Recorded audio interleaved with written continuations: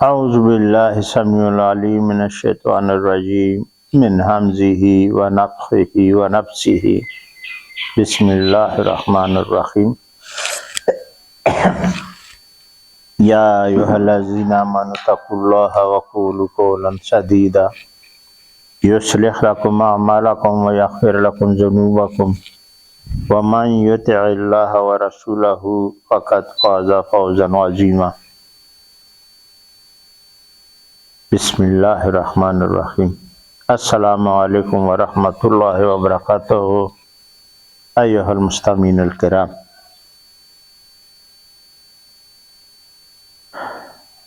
ہم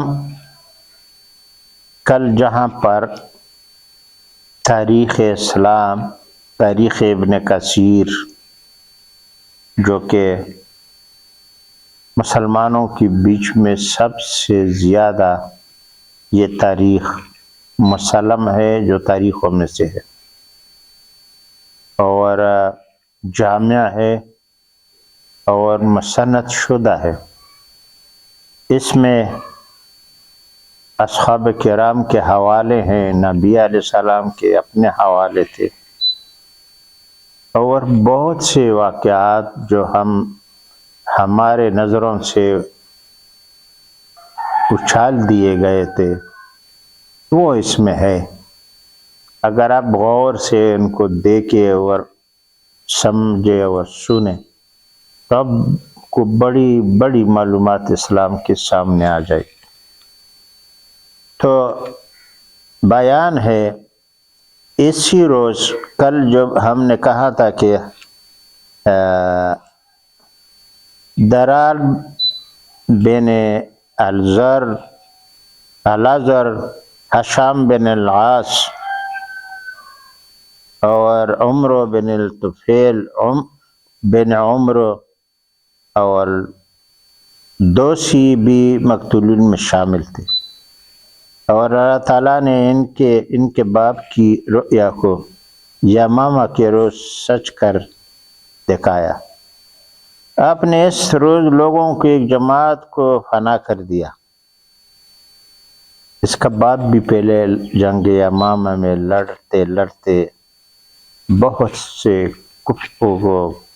کفاروں کو، منافقین کو قتل کیا تھا۔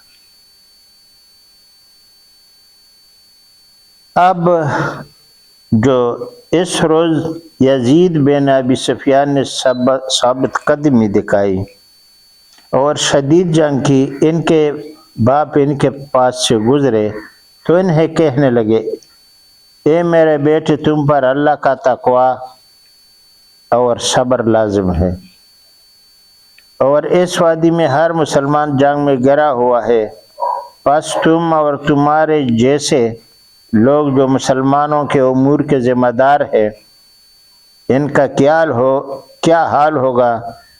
یہ لوگ سب صبر و نصیحت کے زیادہ حقدار ہے۔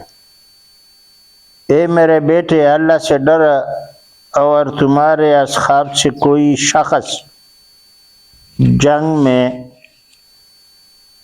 اجر و صبر میں زیادہ راغب نہ ہو، اور نہ ہی تجھ سے بڑھ کر دشمنان اسلام پر کوئی جرأت کرنے والا ہو۔ انہوں نے کہا، میں انشاءاللہ ایسے ہی کروں گا، اور اسی روز انہوں نے شدید جنگ کی، اور آپ قلب کی جانب سے جنگ کر رہے تھے، رضی اللہ عنہ۔ یزید بن ابی سفیان، دیکھو جہاد میں باپ بیٹے دونوں شریک ہے، اور باپ بیٹے کو نصیحت کر رہا ہے۔ ابھی میزان کرے اس وقت کے باپ بیٹوں کو، اور اس وقت وہ ابی سفیان جو ایک زمانے میں عدو اللہ و عدو الرسول تھا، اور کافروں کا سردار میں سے ہوتا تھا، بڑا بہادر اور تجارت والا، وہ بڑا کافر عدو اللہ و عدو دشمن رحم اللہ و رضی اللہ عنہ ہے، اور اپنا بیٹا بھی اسلام کے لیے لڑ رہا ہے، اور سخت جنگ اس کے بیٹے نے کی اور ثابت قدمی دکھائی اور شدید جنگ کی۔ باپ ان کے پاس سے گزرے تو انہیں کہنے لگے میرے بیٹے تم پر اللہ کا تقوی اور صبر لازم ہے۔ اور یہاں پر سب مسلمان جنگ میں گرے ہوئے ہیں اور لوگ سب صبر اور نصیحت کے زیادہ حقدار ہیں۔ مطلب ہے ان کے یہ تو سپا سالار تھا، مطلب ہے جو خالد بن ولید کے انڈر میں تھا، کمانڈروں میں سے تھا، اور اس کے نیچے بہت فوج تھی، اور کہا کہ ان کو نصیحت کرے، خود بھی صبر اور استقامت کرے، ان کو بھی نصیحت کرے، اور اے میرے بیٹے اللہ سے ڈرو اور تمہارے اصحاب سے کوئی شخص جنگ میں اجر و صبر میں زیادہ راغب نہ ہو، تم سے زیادہ نہ ہو۔ دیکھو تو جنگ بھی کرو، شدید جنگ کرو، اور خبردار سب سے آگے بڑھ کر نام پانے والا بن جاؤ، صبر میں اور زیادہ راغب نہ ہو، اور نہ ہی تجھ سے بڑھ کر دشمنان اسلام پر کوئی جرأت کرنے والا ہو۔ سبحان اللہ، بیٹے کو نصیحت کرتا ہے کہ مجھے یہ نہیں دیکھنا چاہیے کہ آپ پیچھے رہے یا جنگ میں سستی دکھائے جہاد میں، اور کہ یہ بھی کہا کہ مجھے یہ دیکھنا ہے کہ سب سے بڑھ کر تم ہو، باپ اور بیٹا۔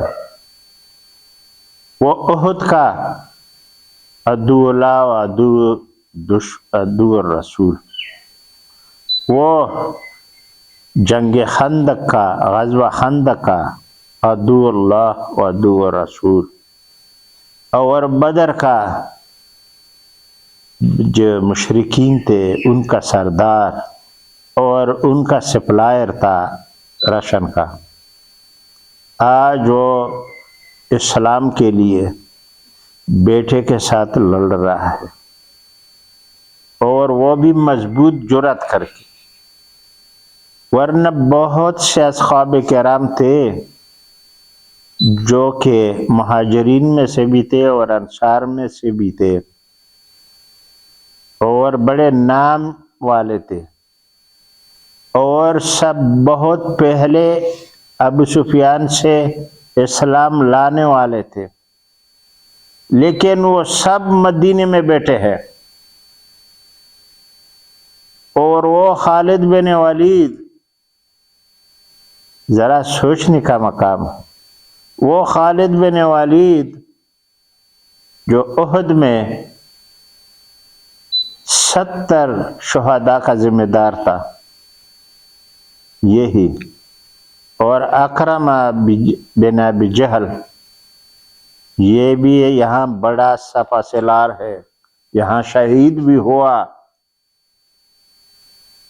وہ کافر جو اسلام کے لیے لڑ رہے تھے، جو نبی علیہ السلام کو بہت تنگ کیے ہوئے تھے، آج نبی علیہ السلام کے غیر موجودگی میں نبی علیہ السلام کی لائے ہوئے اسلام کی اور شریعت کے لیے لڑ رہے ہیں، اور اس وقت کے اسلام والے اور شریعت کی بات کرنے والے مدینے میں بیٹھے ہیں۔ اب میں نام نہیں لینے کا نہیں لوں گا، مگر آپ جانتے ہی ہوں گے شاید۔ یہ یہاں پر جو ابھی لڑ رہے ہیں اور کافروں کی ناک میں دم کیے ہوئے ہیں، ان میں یہ سارے وہ ہیں جو کبھی اسلام کے ناک میں دم کیا ہوا تھا انہوں نے، آج اسلام کے لیے ثابت قدم اور اسلام کی حفاظت اور پھیلانے پر مامور ہے۔ یہ وہ ابو سفیان ہے، اس کا بیٹا نصیحت کرتا ہے خالد بن ولید۔ اب دیکھو پورا اسلام پھیلانے کے لیے آپ لوگوں نے شاید ویڈیو دیکھے ہوں گے، سنے ہوں گے ان کی بہادری۔ اس تاریخ میں اپنے سے یہ نہیں بول رہا ہوں کہ میں باقیوں کو چھوڑ کر کے صرف خالد بن ولید کو لے کے جا رہا ہوں، واللہ باللہ میں اپنے سے نہیں کہہ رہا ہوں۔ یہ اس کتاب میں جو تاریخ اسلام میں سب سے بڑھ کر ہے، البدایہ والنہایہ، تاریخ اسلام کا ایک مضبوط تاریخی مسند اور تاریخ بیان کرنے والا ہے۔ اس سے پڑھ کر کہہ رہا ہوں، کوئی تعصب سے نہیں بول رہا ہوں۔ بہرحال یہ رب العالمین پر ہے کہ وہ ہدایت کس کو کرتا ہے، کس وقت کرتا ہے اور کس سے راضی ہوتا ہے۔ کل بیان میں گزرا تھا وہ جو جربا تھا، صبح کافر ہے، شام کو وہ شہید ہے اور مسلمان ہے، کل بیان میں گزرا، اور صرف اپنی زندگی میں سوائے جہاد کے صرف ان کے نیک عمل 2 رکعت نماز ہے، وہ بھی نوافل وقت کی نہیں تھی، پھر بھی شہید ہے اور شہادت کا درجہ پاتا ہے۔ کسی نے 40 سال تک عبادتوں میں مصروف رہے اور بڑے بڑے دعوے کر رہے تھے، لیکن آخر وقت ان کی ضلالت نصیب ہوئی اور ان کے ہاتھ میں کوئی خیر نہیں رہا سوائے شر کے۔ بس یہ رب العالمین کا مرضی ہے۔ ان دشمنوں کو، عدو اللہ و عدو رسول والوں کو آج اسلام کو پھیلانے میں لگے ہوئے ہیں اور جہاد میں بڑھ چڑھ کے زور لگا رہے ہیں۔ یہ تاریخ ہے۔ اپنا بیٹا، کون اپنے بیٹے کو بولے گا کہ بیٹا تم کو میں پیچھے نہیں دیکھوں بلکہ بہادروں میں سب سے آگے دیکھوں، اور صبر اور استقامت کی ان کو ترغیب دے رہا ہے، اور انہوں نے کہا کہ دوسروں کو بھی سمجھاؤ جو تمہارے ماتحت ہے۔ سعید بن المسیب اپنے باپ کے حوالے سے بیان کرتے ہیں کہ انہوں نے بیان کیا کہ یرموک کے روز آوازیں پر سکون ہو گئے اور ہم نے ایک آواز سنی قریب تھا کہ وہ پورے لشکر پر چھا جائے۔ ایک شخص کہہ رہا تھا، اے نصرت الہ ہی قریب آجا، اے گروہ مسلمین ثابت قدم رہے۔ راوی بیان کرتا ہے کہ جب ہم نے دیکھا تو وہ کون تھے؟ ابو سفیان تھے۔ اب جابی میں نے بیان کیا یہ وہ ابو سفیان تھے، اور وہ جو اپنے بیٹے یزید کے جھنڈے کے تلے کھڑے تھے۔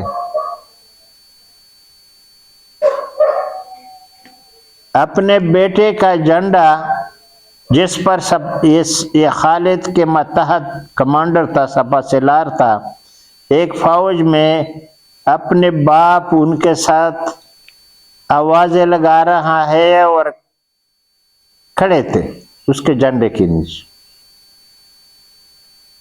تاریخ میں بہت کم دیکھا ہوگا آپ لوگوں نے ایسا بات، یا آئندہ بھی نہیں دیکھو گے۔ آج ان کے جو بہترین وہ کارکردگی ہے، شجاعت ہے، دلیری ہے، آج ہم بھولے ہوئے ہیں۔ اشرار کوفہ نے ہم سے بلایا اور خرافات کوفہ والوں نے بھی ہم سے بلا دیا۔ یہ تاریخ میں بڑے بڑے کام کرنے والے اسلام کے لیے اور حضرت خالد رضی اللہ عنہ نے ہرقل کے بھائی تزارق کے خیمہ میں رات گزاری۔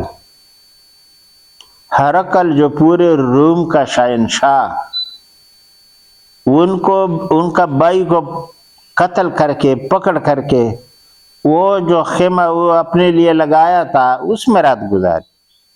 جو اس روز تمام رومیوں کا امیر تھا وہ بھی بگوڑوں کے ساتھ بھاگ گیا۔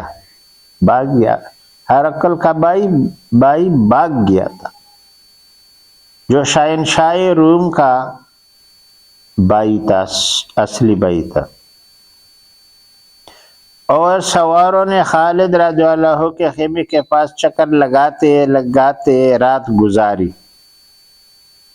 مطلب ہے ان پر جو اپنے محافظ متعین تھے تاکہ آ نہیں جائے، وہ اپنے آرام سے اس کے خیمے میں رات گزاری۔ اس کی شرمندگی کے لیے، حالانکہ خالد بن ولید کے لیے بہت سے خیمے اور سونے بیٹھنے کے لیے جگہ بنائے گئے تھے، لیکن ان کو رعب ان پر چھانے کے لیے اور ان کو ذلیل کرنے کے لیے ایسا انہوں نے کیا۔ خالد بن ولید، جو رومی ان کے پاس سے گزر رہا تھا اسے قتل کر دیتے تھے، یہاں تک کہ صبح ہو گئی اور تزراق بھی قتل ہو گیا، وہ بھاگتے ہوئے وہ بھی قتل ہو گیا راستے میں۔ اور اس کے لیے شامیانے ورتی سے دیباج کے پردے تھے جن میں بچھونے ریشم بھی تھا۔ بچھونے اور غم کے خالد نے انہوں نے وہاں غنائم اکٹھے کیے تھے، انہیں اکٹھا کیا، اور جب خالد نے انہیں صدیق رضی اللہ عنہ کی وفات کی اطلاع دی، یہاں پر جب ابو سفیان نے لوگوں کو مطمئن کیا، صبر اور استقامت کی اور نصیحت کی باتیں ان کے سامنے کی، اس کے بعد جو جنگ میں جو بھاگ گئے تھے ایرانی لوگ اور جو ان سے غنائم رہ گئے تھے ان کو اکٹھا کیا، اور پھر خالد بن ولید نے صدیق رضی اللہ خلیفۃ المسلمین کی وفات کی اطلاع دے دی۔ لوگوں کو خبر نہیں تھا، ویسے پہلے خبر خالد بن ولید کے پاس پہنچ چکی تھی، مگر اس نے جو الجی تھا ان کو بھی بولا کہ خبردار کچھ نہیں بولنا، کیونکہ جاری جنگ میں اور اس کی وفات کی خبر اچھا نہیں ہوگا، غلط اثر نہیں پڑ جائے۔ اب جب کہ صلح ہو گئی، صلح نہیں، جنگ جیتی گئی، وہ بھاگ گئے، انہوں نے مار کھائی اور فاتح ہوئے مسلمان اور غنائم اکٹھا کیے، تو صدیق رضی اللہ عنہ کی وفات کی خبر خالد بن ولید نے سب مجاہدین میں پھیلائی کہ وہ وفات ہو چکے ہیں، اور اس کی جگہ میں عمر رضی اللہ خلیفہ ہوئے ہیں، اور وہ اپنے اس دنیا سے کوچ کر کے نبی علیہ السلام کے پاس جا چکے ہیں۔ انا للہ و انا الیہ راجعون۔ رب العالمین اس کو جوار رحمت میں جگہ دے اور جنت فردوس نصیب کرے ان کا، ہمارے سب مسلمان بھائیوں کے ساتھ۔ اور صدیق کی وفات کی اطلاع دی، اور صدیق کے غم کے مقابلے میں ملنے والے غنائم سے خوشی نہیں ہوئی۔ جو بہت سارے غنائم ان کو ملے تھے، خلیفۃ المسلمین کی وفات کی خبر سنی، وہ خوشی جو غنائم پر ان کو ہونا تھی وہ نہیں ہوئی، غمجن ہو گئے، غمگین ہو گئے۔ لیکن اللہ تعالیٰ نے فاروق رضی اللہ عنہ کو انہیں بدلے میں دے دیا۔ خالد نے مسلمانوں سے صدیق رضی اللہ عنہ کی تعزیت کی تو فرمایا، سب تعریف اس اللہ کے لیے ہے جس نے ابو بکر رضی اللہ عنہ کو موت کا فیصلہ کیا، رب العالمین نے کیا، اور مجھے عمر رضی اللہ عنہ سے زیادہ محبوب تھے، اور اس اللہ کا شکر ہے جس نے عمر کو حکمران بنایا، اور آپ ابو بکر کی بنسبت مجھے زیادہ مبعوث تھے، اور انہوں نے ان کی محبت مجھ پر لازم کی۔ میں اس لیے بھی عمر رضی اللہ عنہ سے محبت کروں گا، اطاعت کروں گا، کہ یہ خلیفہ ثانی، خلیفۃ المسلمین اولا نے مقرر کیا ہوا ہے۔ ابو بکر صدیق نے ان کو خلیفہ بنایا ہے، تو لہٰذا میں اگر مجھے پسند نہیں بھی ہو تو میں اس کی بنسبت اس سے محبت کروں گا۔ اصل میں اب بعد میں آئے گا، عمر رضی اللہ عنہ اور خالد بن ولید رضی اللہ عنہ کا پہلے ہی سے آپس میں نہیں لگتا تھا، اور اس کو دیکھ کے دل میں یعنی اظہار محبت نہیں ہوتا تھا آپس میں ایک دوسرے کو۔ ان کا سبب کیا ہے؟ کوئی کہتا ہے کہ یہ بچپن میں ایک ہی محلے میں یا ایک جگہ کے مکے میں تھے تو آپس میں لڑ پڑے، مطلب ایک قریب بلوغت کے، اور خالد بن ولید تو تاہی طاقتور، یہ شروع سے شجاع تھا، طاقتور تھا، دل والا تھا، اور ہمت نہیں ہارنے والا تھا۔ انہوں نے آپس میں لڑ پڑے اور ان کو گرایا، اور کہتے ہیں اس تاریخ میں آئے گا کہ ان کا ہاتھ توڑ دیا تھا۔ اس وجہ سے ان کے ساتھ ایک دوسرے کو نہیں لگ رہی تھی۔ پھر ابو بکر صدیق رضی اللہ عنہ کے زمانے میں اور جو یہاں پر ایک نالے میں کچھ چھپے ہوئے تھے جنہوں نے بولا تھا ہم صحابی، اس پر بھی آپس میں کہ آپ نے کیوں قتل کیا، آپس میں لن تن ہو گئی، تو ابو بکر صدیق رضی اللہ عنہ کو شکایت کی عمر رضی اللہ عنہ نے کہ دیکھو یہ اس کا تلوار میں ظلم ہے، اس میں ظلم ہے، لہذا اس کو معزول کیجیے۔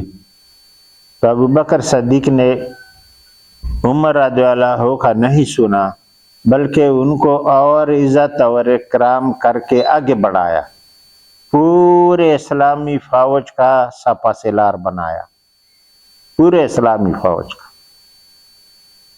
اور جب عمر رضی اللہ عنہ نے خلافت سنبھالی تو سب سے پہلے یہ کام کیا انہوں نے، جو کیا پہلے کام وہ یہ تھا کہ خالد بن ولید کو معزول کرایا، اور ابو عبیدہ بن جراح کو اس کی جگہ میں سپہ سالاری سنبھالنے کا حکم دیا۔ ابو عبیدہ بن جراح بھی ایک بہادر، شجاع اور امین بندہ ہے، اور اصحاب کرام میں سے ان کا نام بھی امین تھا۔ نبی علیہ السلام نے یہ نام لقب ان کو دیا تھا۔ انہوں نے جنگ بدر میں اپنے باپ کو قتل کیا تھا، سکے باپ کو، بالکل سکے، آمنے سامنا ہوا اور قتل کر دیا۔ اور اس کے بعد نجران میں جو عیسائی کے وفود آئے تھے، انہوں نے کہا کہ ہم جزیہ دے دیتے ہیں، ملاغنہ نہیں ہوا، لیکن ہمارے ساتھ ایک امین بندہ کیجئے تاکہ ہمیں ہمارے قضا اور جھگڑوں کا فیصلہ کرے۔ تو نبی علیہ السلام نے کہا کہ یہ میرا امین ہے میرے طرف سے، اور آپ کے جھگڑے وغیرہ یہ حاصل کرائیں گے، اور وہاں پر ان کو بھیج دیا۔ انہوں نے انکار بھی نہیں کیا، لہذا یہ بھی ایک معتبر اور بہادر اور شجاع کمانڈر تھا۔ لیکن جب تک خالد بن ولید سپہ سالار تھا، یہ اس کے انڈر میں تھا۔ اب یہ تو اللہ کی شان ہے کہ خالد ان کے انڈر میں آ گیا۔ انہوں نے اپنے تنزلی کا کوئی حسرت نہیں کیا، کوئی برائی نہیں سمجھا، جہاد کو نہیں چھوڑا، اور اس کمانڈر کے نیچے اطاعت اس کے قبول کرنا شروع کر دیا کہ کل وہ ان کے نیچے تھا، اور انہوں نے امیر المومنین خلیفہ کا بات کو نہیں گرایا، نہ اس نے جہاد سے کنارہ کشی کی، اور انہوں نے تنزلی قبول کر لی، اور کوئی حسد دل میں نہیں رکھا۔ آگے ہم انشاءاللہ اس کا بیان آئے گا۔ خالد رضی اللہ عنہ شکست خوردہ رومیوں کا تعاقب کرتے ہوئے دمشق پہنچ گئے، پھر بھی جھگڑے میں رہا اور اپنا کمان سنبھالے رہا، حالانکہ اطاعت ان پر ابو عبیدہ بن جراح کی تھی۔ ایسا کوئی کرتا ہے کہ آج میں امیر ہوں، کمانڈر ہوں، طاقت والا بھی ہوں، شجاع بھی ہوں، اور ایک آ کر کے مجھے کہے کہ تمہارا یہ کمانڈری بریک کر دیا گیا ہے اور یہ دوسرے کو حوالہ کیا گیا ہے، یہ یہاں تو برداشت نہیں کریں گے آج کل کے زمانے میں۔ اور اس سے پہلے بھی بہت سے لوگوں نے ایسے حالات کے سامنے جب کیے تو انہوں نے بڑے حسد سے اور کچھ اپنے تیش کی وجہ سے کچھ حرکات ان سے ہوئے تھے، لیکن ان سے نہیں ہوئے، اور برابر وہ دمشق پہنچ گئے رومیوں کا پیچھا کرتے ہوئے۔ پس اہلیان دمشق آپ کے پاس آئے اور کہنے لگے، ہم اپنے عہد اور صلح پر قائم ہے۔ آپ نے فرمایا بہت اچھا۔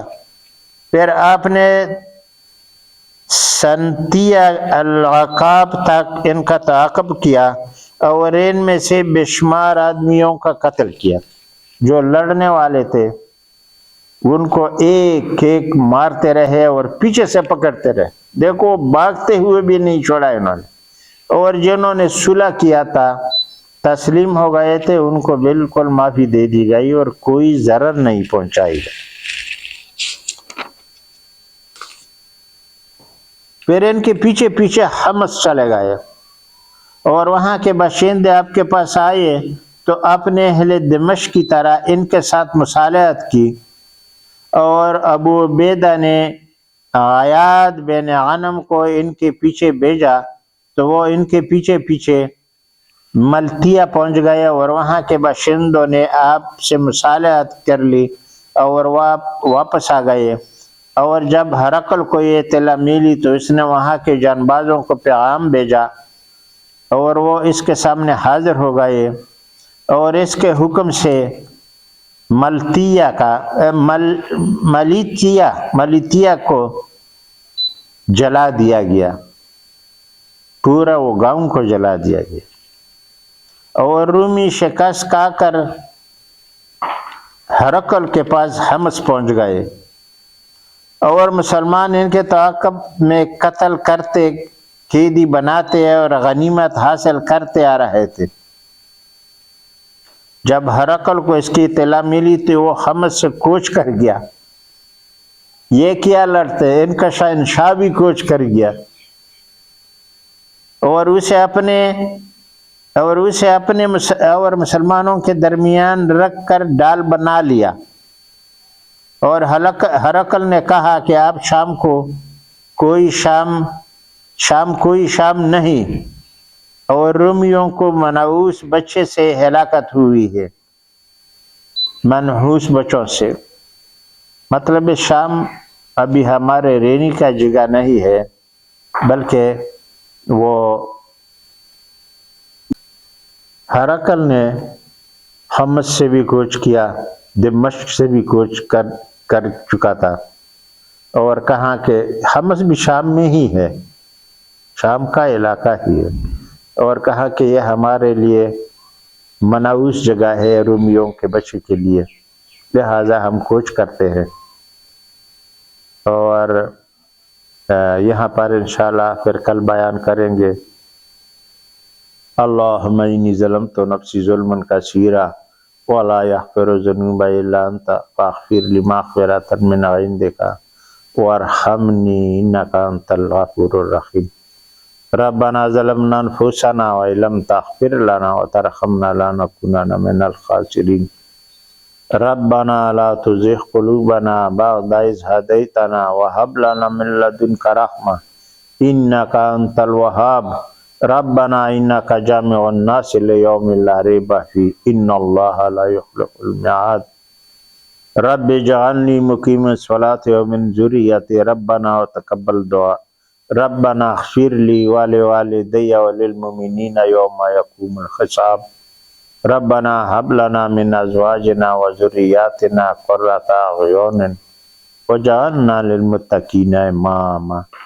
اللهم اغفر لي ولوالدي وللمؤمنين والمؤمنات والمسلمين والمسلمات الاحياء منهم والاموات۔ اللهم اغفر لي ولوالدي وللمؤمنين والمؤمنات والمسلمين والمسلمات الاحياء منهم والاموات۔ سبحان ربک رب العزت عما یصفون وسلام علی المرسلین والحمد للہ رب العالمین۔